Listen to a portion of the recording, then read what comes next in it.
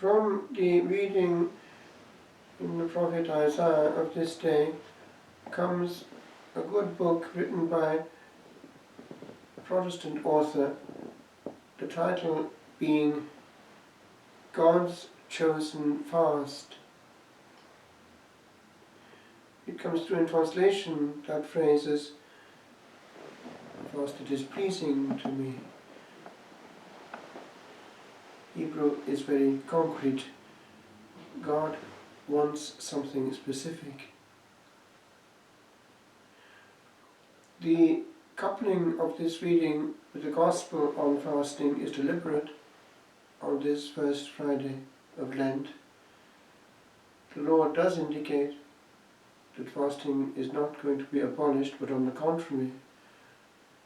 And the Christian centuries to this day have seen and known heroes of this penitential act, abstention from food.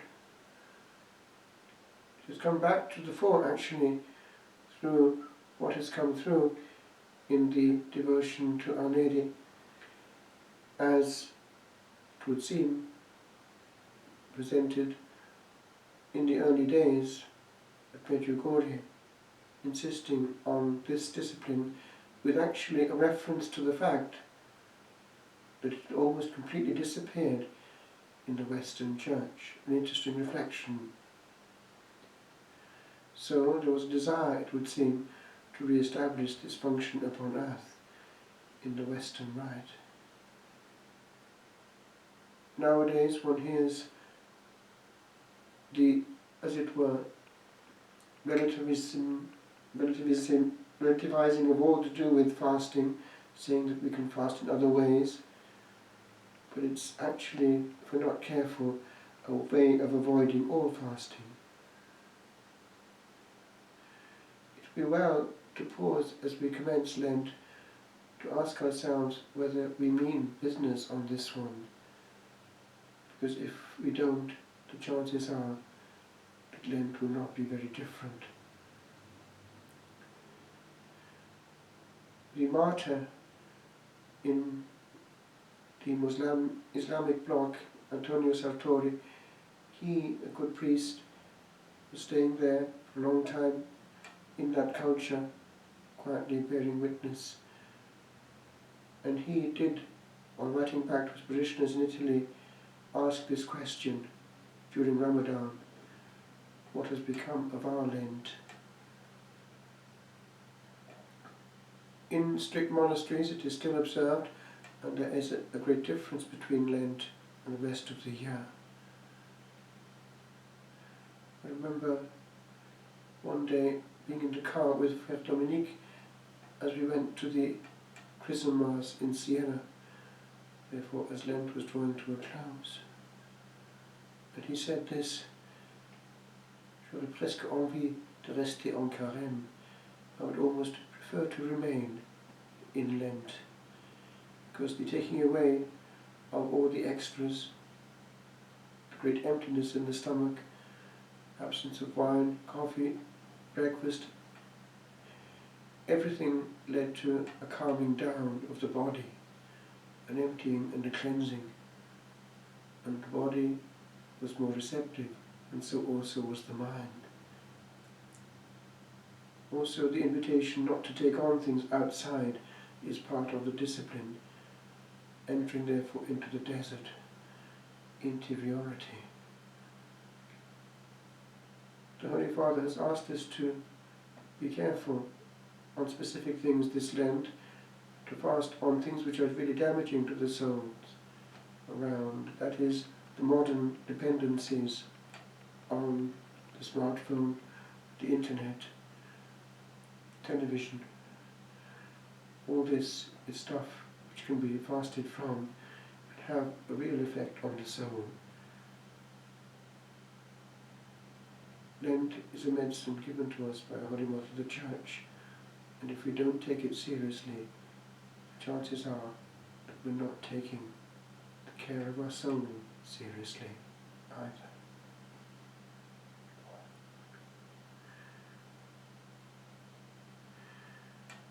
c'è un libro scritto da un buon autore protestante basato sul versetto il digiuno che io brama. In ebraico sarebbe il digiuno che io ho eletto, che io ho scelto. Il digiuno opera a diversi livelli, ma non esclude il fisico. E questo è il rischio del nostro tempo. Mi ricordo di una parola detta da Fra Domenico quando verso la fine della Quaresima eravamo noi due in macchina andando alla messa del vescovo a Siena,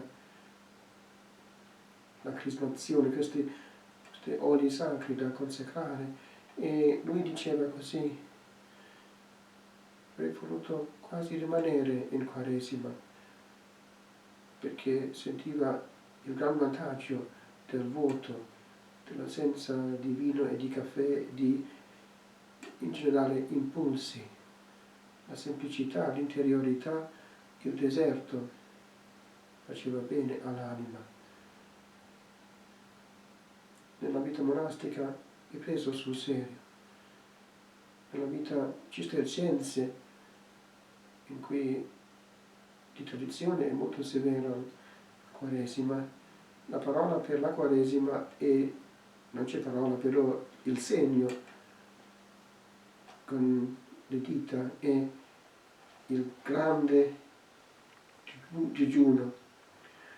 E mi ricordo aver sentito questa parola da uno che era stato anche nel professo dai trappisti qui in Irlanda anni fa, diceva dei padri anziani che era così severo che loro stessi non potevano pensare a altra cosa durante la Quaresima se non il cibo.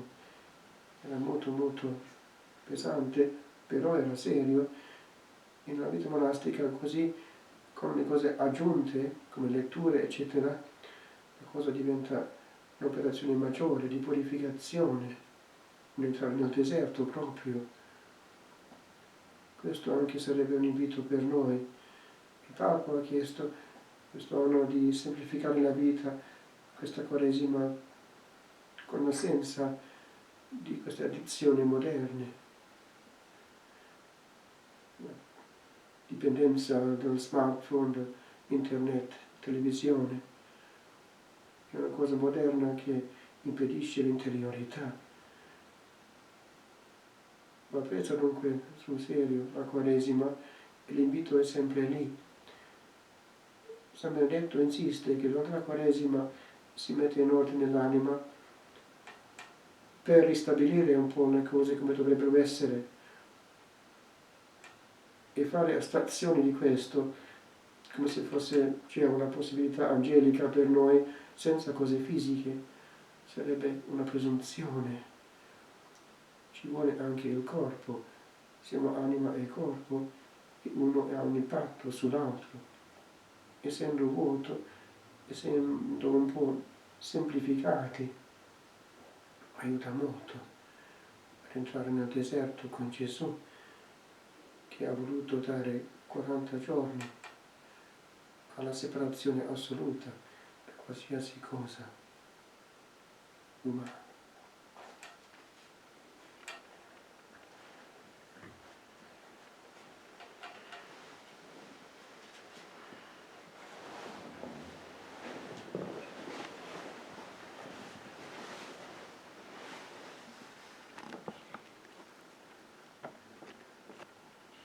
Sotto la tua protezione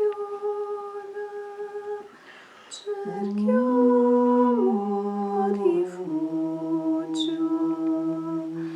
Santa Madre di Dio,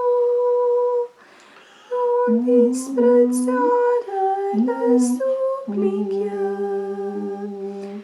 di noi che stiamo nella prova, ma liberaci da ogni pericolo.